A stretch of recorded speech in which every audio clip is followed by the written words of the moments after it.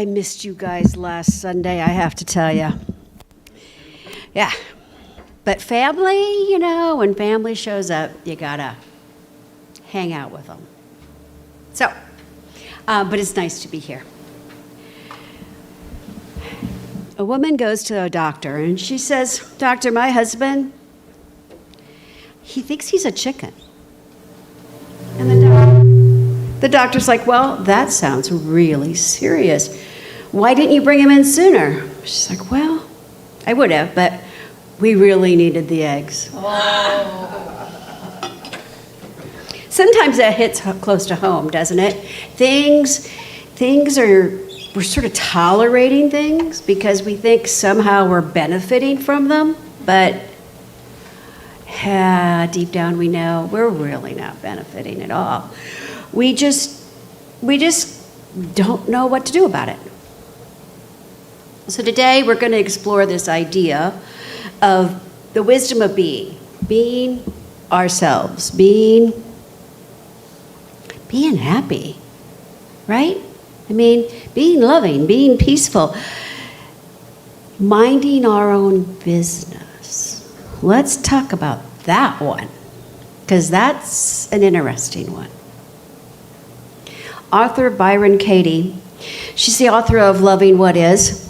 And if you don't know about Byron Katie, she kind of had an interesting background. She sort of had a mental blackout, and she sort of like stayed in bed for years. She's got an interesting story. But anyway, she says, from her spiritual map, she addresses three things. There's always your business. There's someone else's business. And then there's God's business, right? She writes that if you want to suffer, get involved in someone else's business or in God's business. If you want peace, stay in your own business.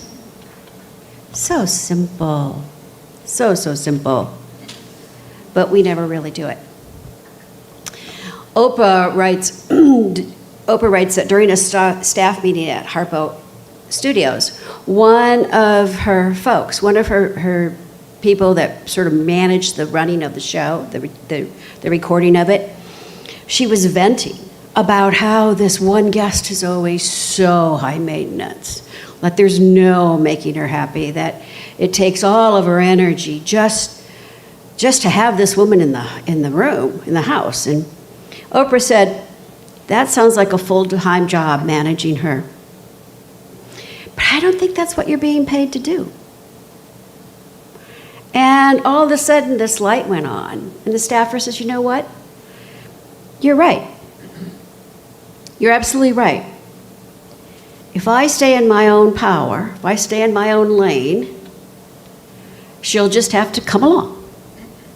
And that's how it went going forward. So the question is, why don't we stay in our own lane? Because when we get in someone else's lane, we kind of get stressed out. We get resentful. We start to feel helpless, right? In fact, I would go so far as to say that it is exhausting to be in someone else's lane, trying to make it happen. We say things like, "They should know better," right? Ever said that? They should just know better than that. I'll be happy when finally so-and-so gets it together. I'll be happy when Spirit finally delivers what I've asked for. Or how about this line, "I can't believe this is happening to me again because of." You see, you can't really be you when you're trying to manage someone else's soul curriculum, right? You're trying to manage what they should be doing and how they should be learning and experiencing and all of that great stuff. That is not in our lane. Ernest Holmes, the author of the Science of Mind textbook, says, "Nothing can bring you peace but yourself." Nothing. But all you need for peace, I would like to add, is yourself. That's it. If we think about it, in the purest sense, when we can be alone with ourselves and with our thoughts, and we can just be at peace with it, what a great place to come from in terms of life. So, here's some ways we can get into somebody else's business. So, other people's business, right? We want to change them. We want to fix them. We want to get better.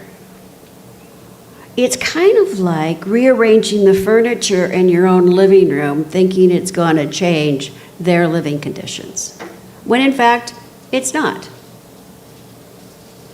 Then there's God's business, right? There's the past, there's the economy, there's accidents, there's weather, there's Canadian smoke.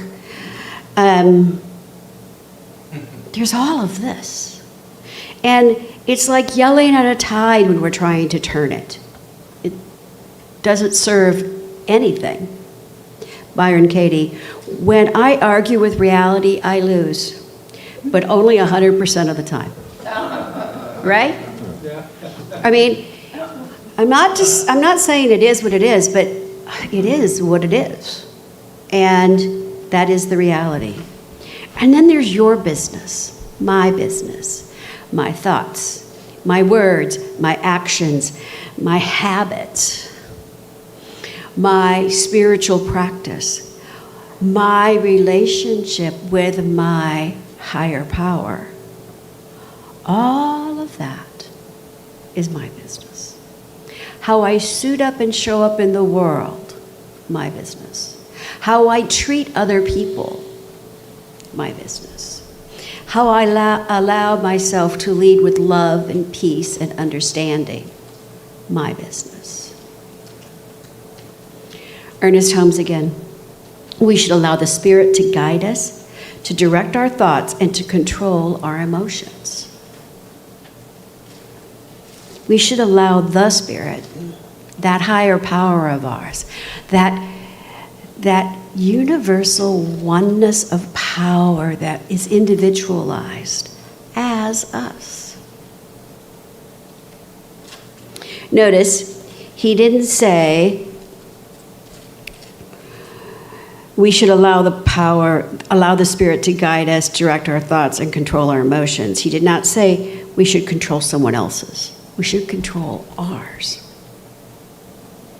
That is our business. That is our lane.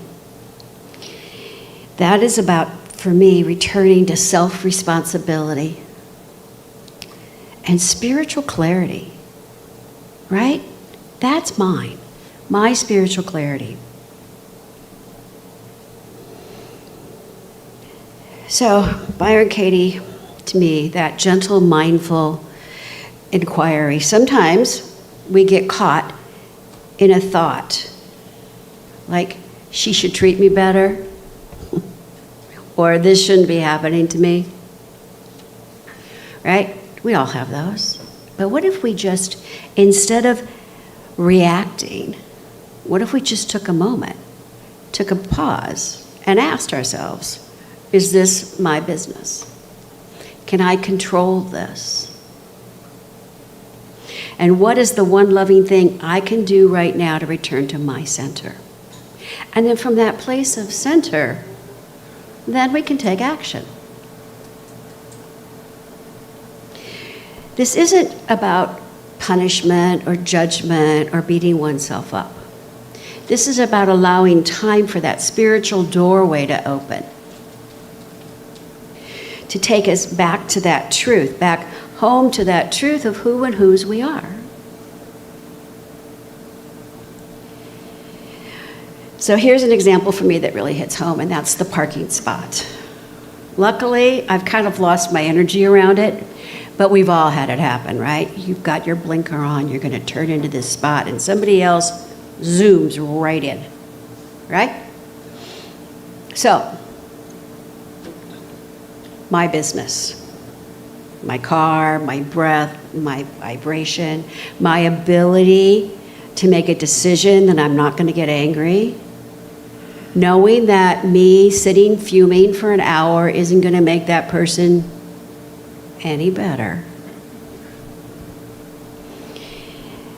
It's about, they shouldn't have done that, and they probably shouldn't have done that.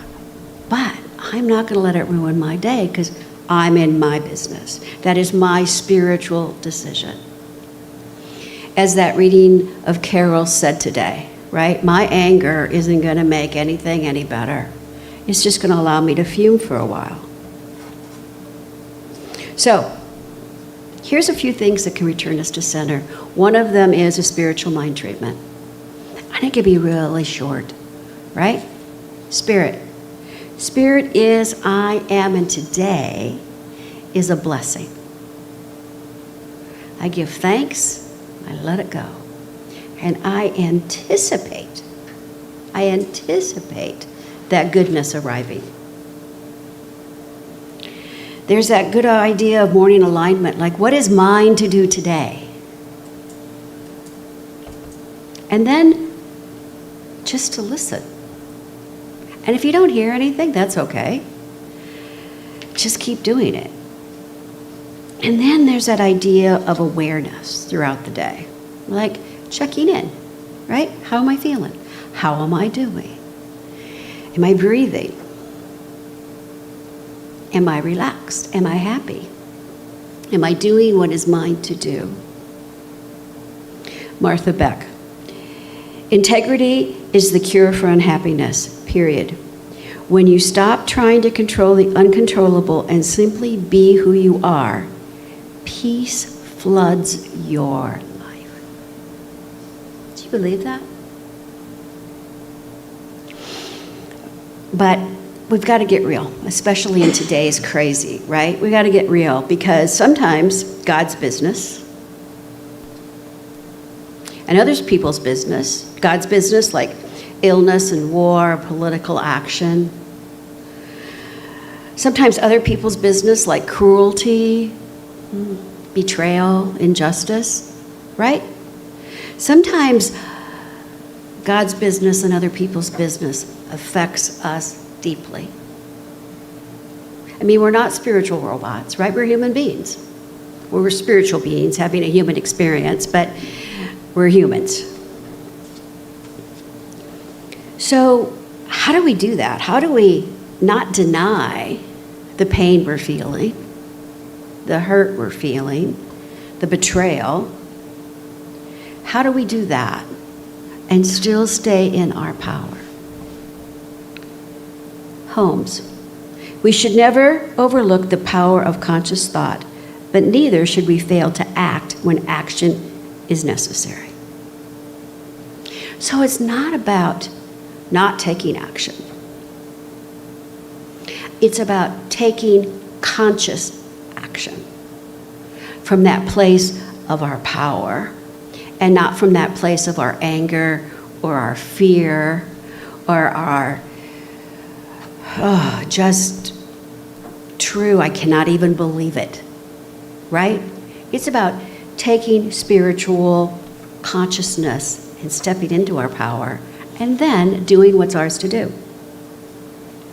So, it's about returning to center, right? It's about returning to that center, to take a breath, to ask, what part of this is mine?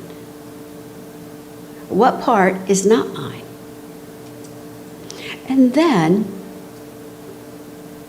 affirm, through this experience, though this experience is outside of my control, how I respond is mine. How we respond is always our lane. And when we respond from that place of being spiritually guided, then our response has so much more power behind it.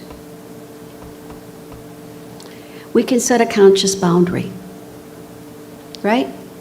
If someone's behavior is harming you, take action, whatever that may be for you. If injustice exists, find your voice, speak up about it. get involved in organizations that are part of a social movement that is in your wheelhouse. See, it's not about fixing anybody. It's about honoring you and your power. And if a situation or a relationship or a job or a isn't working, then you have the power to make your decision for you. If injustice is happening, you have the ability to find your voice.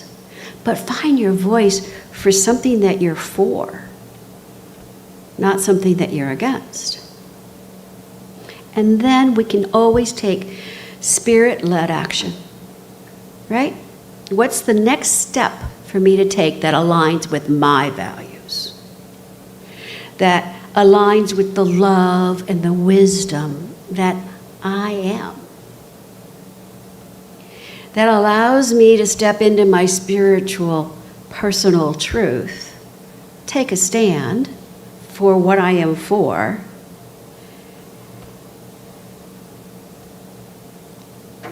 and move from that place, whatever that movement is. You know, when we are in cooperation with that inner power, it's amazing what we can accomplish. It is amazing the effect we can have on other people, right? When we come from that place of spiritual love and respect, when we come from that place, we get back love and respect. And we allow others to step into their power and to become their spiritual voice, instead of coming from a place of anger or a place of hopelessness. We get to come from that place of our truth, being authentic. Spiritual living isn't passive at all, but it is aligned with the truth. And it's taking action that supports the truth. Think of Rosa Parks. She wasn't yelling or screaming or being angry about anything, right? She's just sitting on a bus, tired. And someone wants her to move, and she just simply says no. She didn't yell it. She just said no. That's it. A more recent example, Simone Biles. Remember in the Olympics, which one was it? Tokyo. The Tokyo Olympics, she dropped out. She just dropped out. And she faced so much political and personal and public challenges, right? People were like, how can she do this? Especially those closest to her. But she didn't try to change the press or convince her coaches, right? She didn't apologize for anything. And she also didn't try to override her body, which is God's business. She didn't. She stayed in her own lane. It was her health, her clarity, and her decisions. She said, I have to focus on my well-being because if I'm not mentally there, the level of danger increases. Period. That's it. She withdrew, but she didn't withdraw from weakness. She didn't withdraw from anything asking for pity. She just said, from a spiritual place, this isn't what I can do right now. And then she returned. She won a bronze. She was admired for having the courage to stay in her own lane. That's what happens when we stay in our own lane. When our response isn't reactive, when our response is coming from that place of our truth, then we get to make a difference. If for nobody else, then for ourselves. And that is the most important thing we have, is changing ourselves. the wisdom of being in action. This week, I invite all of us to notice when we're out of our own lane, when we're allowing someone else's business to impact us. Just pause and say, is this mine to do? Or is this me trying to do something for somebody else that they're not really open to? Come back to one's peace. Breathe. Think before you act. When a stressful thought shows up, is that stress based on the fact that somebody else's business, maybe even God's business, is impacting you? Affirm and take one step forward from a place of clarity. That's all. Not from a place of anger, not from a place of disgust or disrespect or any of those other things. Just take a breath. Remember who and whose you are. That divine child of the One.